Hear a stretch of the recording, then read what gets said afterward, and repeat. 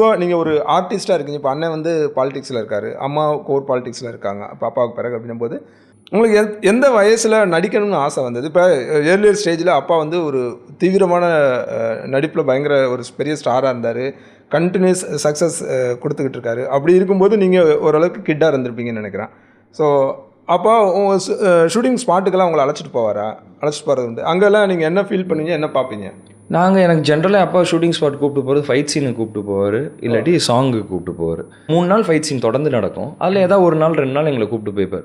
ஏன்னா நாங்கள் சின்ன பசங்க. நம்ம ஏஜ் இருக்கோம் அப்போ உங்களுக்கு? ஸ்கூல் படிச்சிருந்தாரு.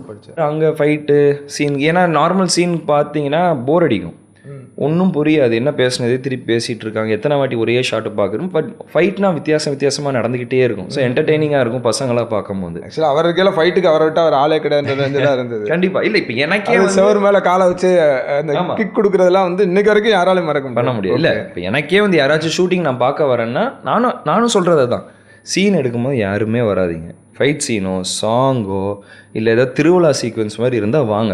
ஸோ வெளியே தேர்ட் பர்சனாக இருந்து பார்க்கும்போது ஒரு என்டர்டெய்னிங்காகவாச்சும் இருக்கும், பார்க்க போர் அடிக்காது.